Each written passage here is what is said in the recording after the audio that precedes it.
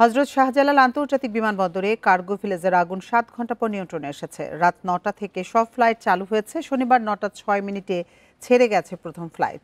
শনিবার রাতে সংশ্লিষ্ট কর্মকর্তারা এই তথ্য নিশ্চিত করেন।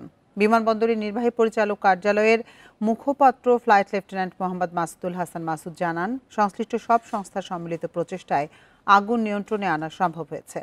ফায়ার সার্ভিস ও সিভিল ডিফেন্স সূত্রে জানা গেছে, আগুন লাগার পর থেকে 13টি ফায়ার স্টেশনে 37টি ইউনিট আগুন নিয়ন্ত্রণে কাজ করে। ফায়ার সার্ভিস সদর দপ্তরের মিডিয়া সেলের কর্মকর্তা তালহা বিন জসিম জানান, আগুন লাগার কারণ ও ক্ষয়ক্ষতির পরিমাণ এখনও নির্ধারণ করা যায়নি। বাংলাদেশ বিমান বাহিনীর 2টি অগ্নি নির্বাপন ইউনিট, নৌবাহিনী ও সেনাবাহিনীর সদস্যরা আগুন নিয়ন্ত্রণে সহায়তা করছেন। পাশাপাশি উদ্ধার কাজে সহায়তার জন্য 2 প্লাটুন বিজিবি মোতায়েন করা হয়েছে। বিমানবন্দরে আগুনের বিস্তারিত খবর জানাতে আমাদের সাথে যোগ দিচ্ছেন আমাদের সহকর্মীরা। শুরুতে যাচ্ছি সহকর্মী আদিলুর রহমানের কাছে। আদিল, ফায়ার সার্ভিস এবং বিমানবন্দর কর্তৃপক্ষ জানিয়েছে যে আগুন নিয়ন্ত্রণে এসেছে, কিন্তু এরপরেও আমরা দেখেছি আগুনের লেলিহান শিখা। এই মুহূর্তে সেখানকার সবশেষ পরিস্থিতি আপনি কেমন দেখছেন? দেখুন, আগুন নিয়ন্ত্রণে এসেছে। এটি ফায়ার সার্ভিস, সিভিল এভিয়েশন বা যারা আছেন বিমান বাহিনী আছেন তারা বলছেন, এই নিয়ন্ত্রণ বলতে যেটি আসলে বোঝাচ্ছে সেটি হচ্ছে যে আগুনটি আর কোনো দিকে ছড়িয়ে যাবার সম্ভাবনা নেই বা আর নতুন করে অন্য কোনো যে ওয়্যার হাউসগুলো আছে সেই ওয়্যার হাউসে আগুন লাগার কোনো সম্ভাবনা নেই। তবে আগুন কিন্তু আসলে পুরোপুরি যে নিভিয়ে ফেলার যে কাজটি, সেই নিভিয়ে ফেলার কাজ পর্যন্ত কিন্তু আসলে করা সম্ভব হয়নি। এখনো যে ওয়্যার হাউসটি কিছুক্ষণ আগেও যে ওয়্যার হাউসটি জ্বলছিল, সেই ওয়্যার হাউসে এখনো আগুন জ্বলছে এবং সেই ওয়্যার হাউস থেকে এখনো ধোঁয়া বেরোচ্ছে। ফায়ার সার্ভিস ঠিক 10টার সময় ফায়ার সার্ভিসের মহাপরিচালক সাংবাদিকদের জানিয়েছিলেন যে আর কিছুক্ষণের মধ্যে আগুন পুরোপুরি নিভিয়ে ফেলা সম্ভব হবে। তবে সেই আগুনটি এখনো পুরোপুরি নিভিয়ে ফেলা সম্ভব হয়নি, আরো বেশ কিছুক্ষণ সময় লাগবে। আপনি জানেন যে এই আগুন লাগার পর থেকে শাহজালাল আন্তর্জাতিক বিমানবন্দরে বিমান ওঠানামা, আন্তর্জাতিক এবং অভ্যন্তরীণ সব রুটের বিমান ওঠানামা বন্ধ ছিল। তবে রাত 9টা 6 মিনিট থেকে সেই বিমান আবার চলাচল করা শুরু হয়েছে। যেটি ফায়ার সার্ভিসের মহাপরিচালক জানিয়েছেন যে আজকে দুপুর 2টা 30 মিনিটে তারা মূলত আগুন লাগার খবর পায়। এরপরে ফায়ার সার্ভিসের একটি টিম, নিকটবর্তী একটি টিম প্রথমে আসলে চলে আসে। তারা এসে যেটি আসলে দেখতে পায় সেটি হচ্ছে যে আগুন, তাদের ভাষায় যেটি বলে সেটি হচ্ছে যে তখন পর্যন্ত আগুন ডেভেলপড হয়ে গেছে, অর্থাৎ আগুন প্রাথমিক পর্যায়ে আর নেই, সেটি আগুনটি ছড়িয়ে গেছে। এরপরে ফায়ার সার্ভিসের একে একে 37টি ইউনিট এখানে কাজ শুরু করে। তারা যেটি বলছে যে যেহেতু আসলে বাতাসের গতিবেগ অনেক বেশি, ফায়ার সার্ভিসকে কাজ করতে অনেকটা বেগ পেতে হয়েছে এবং এই ভবনের অব্যবস্থাপনা নিয়ে তারা কথা বলেছেন। তারা বলছেন ওয়্যার হাউসগুলো একটি কক্ষে ভাগ করা আছে এবং সেই কক্ষগুলোর মধ্যে আবার দেয়াল তোলা, অর্থাৎ একটি কক্ষের আগুন নিভিয়ে ফেলে পরবর্তীতে আরেকটি কক্ষের আগুন নেভাতে হয়েছে। অর্থাৎ এই যে অব্যবস্থাপনাটি, অর্থাৎ ভবনের অব্যবস্থাপনা, এর কারণে আগুন নেভাতে বেগ পেতে হয়েছে, তেমনি আগুন খুব দ্রুত যেমন আসলে ছড়িয়েছে। ফায়ার সার্ভিসের পানি দেওয়ার ক্ষেত্রে বেগ পেতে হয়েছে, পানি দিয়ে সেই আগুনটি নেভাতেও তাদেরকে তাদের যে সমস্যার কথা সেটি ফায়ার সার্ভিসের যিনি মহাপরিচালক ছিলেন তিনি বলছিলেন। তবে আমরা কিভাবে আগুনটি লাগলো সেটি সম্পর্কে জানতে চেয়েছিলাম। ফায়ার সার্ভিসের পক্ষে যেহেতু তারা এখন পুরোপুরি নিভিয়ে ফেলার কাজটি করছেন, সেক্ষেত্রে কিভাবে আগুনটি লাগলো বা আগুনের সূত্রপাত কি সেটি এখনো তারা নিশ্চিত হতে পারেন। পুরোপুরি নিভিয়ে ফেলার পরে তারা যখন পরবর্তীতে তদন্ত করবেন, কাজ করবেন, তখন হয়তোবা তারা জানতে পারবেন যে এই আগুন কিভাবে আসলে লাগলো।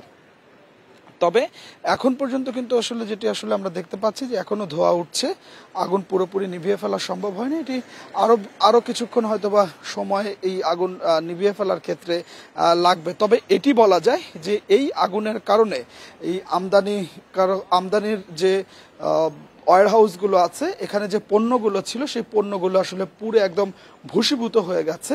হাজার হাজার কোটি টাকার পণ্য এখানে ক্ষতিগ্রস্ত হয়েছে বলে যাদের পণ্য ছিল, যারা আমদানিকারক ছিলেন, তারা আমাদেরকে বলছেন এবং তারা দাবি করছেন যে এই যে পণ্য পুড়ে গেছে, এটির পেছনে এই যে বিমানবন্দর যে কর্তৃপক্ষ, তাদের অব্যবস্থাপনা রয়েছে, আদিল, আপনি তাদের আমাদের সাথে গাফিলতি রয়েছে। থাকুন, আপনি আরো তথ্য সংগ্রহ করতে থাকুন। আরেকটু বিস্তারিত জানবো আমাদের আরেক সহকর্মী আনোয়ার সাদাত নূর আছেন সেখানে, তার কাছ থেকে।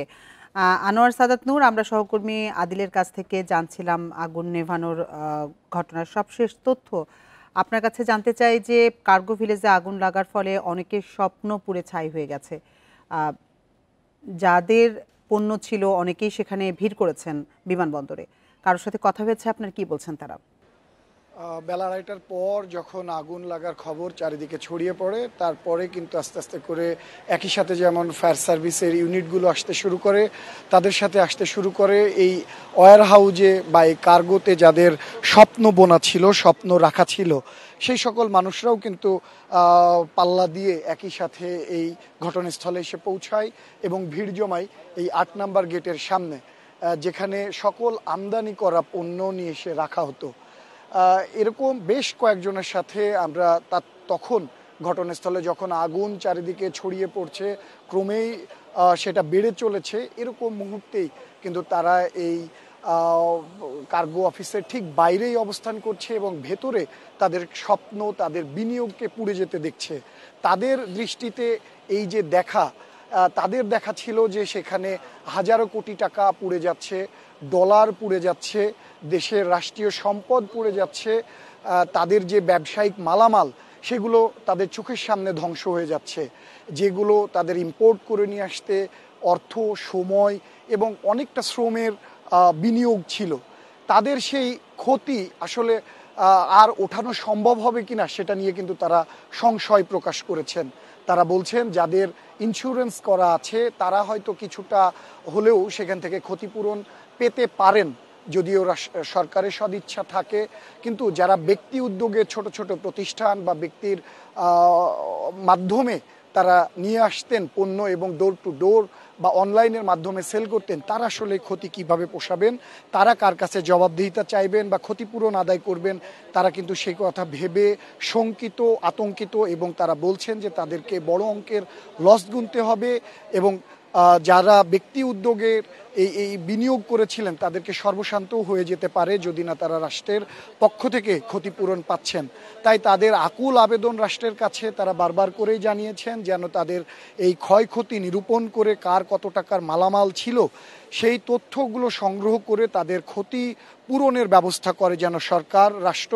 সেই আবেদন, অনুরোধ কিন্তু এই ক্ষতিগ্রস্ত ব্যবসায়ীরা আগুন লাগা থেকেই তারা জানিয়ে আসছেন। এখন আগুন যখন অনেকটা বা নিয়ন্ত্রণে আসার পরে, ঘোষণা করার পরেও তারা কিন্তু ভিড় জমিয়েছিলেন এই 8 নাম্বার গেটের তথ্য কেন্দ্রের সামনে। তারা জানতে চেয়েছিলেন যে ভেতরে তাদের মালামালের কি অবস্থা বা কোন অংশটুকু পুড়েছে। সেখানে তাদেরকে জানানো হয়েছে ওয়্যার হাউস বা এই যে আমদানি শাখার যা মালামাল ছিল প্রায় সবই পুড়ে ছাই হয়ে গেছে। কার কোন মালামাল, কোনটা কোন পণ্য ছিল সেটাও আলাদা করে বোঝার বা বলার উপায় নেই। তাই ক্ষয়ক্ষতি পূরণ নিরূপণের জন্য কিন্তু বিমানবন্দর কর্তৃপক্ষ 5 সদস্যের একটি কমিটি গঠন করেছে, যারা এখানকার কি ধরনের মালামাল ছিল এবং সেটার আনুমানিক মূল্য কত হতে পারে সেটি তারা নির্ধারণ করবেন এবং খতিয়ে দেখবেন। পাশাপাশি আগুনের যে সূত্রপাত, কি কারণে আগুন লেগেছে সেটা জানতেও কিন্তু 7 সদস্যের একটি কমিটি গঠন করা হয়েছে, যারা আগুনের প্রাথমিক সূত্রপাত কোথা থেকে হয়েছে সে ব্যাপারটি খতিয়ে দেখবেন। তবে আগুন এখন নিয়ন্ত্রণে, পুরোপুরি নির্বাপনে এখনও আনা সম্ভব হয়নি। ফায়ার সার্ভিস বলছেন যে তাদের নিয়ন্ত্রণের মধ্যে রয়েছেন, বিক্ষিপ্তভাবে যখন যেখানে জ্বলে উঠছেন তারা সেটি তাৎক্ষণিকভাবেই নিয়ন্ত্রণে নেওয়ার চেষ্টা করছেন। আশা করছেন যে আগামী সকালের মধ্যেই তারা পুরোপুরি নির্বাপনে আনতে সক্ষম হবেন। বিমানবন্দর থেকে আগুনের ঘটনার সবশেষ তথ্য জানাচ্ছিলেন আমাদের সহকর্মীরা।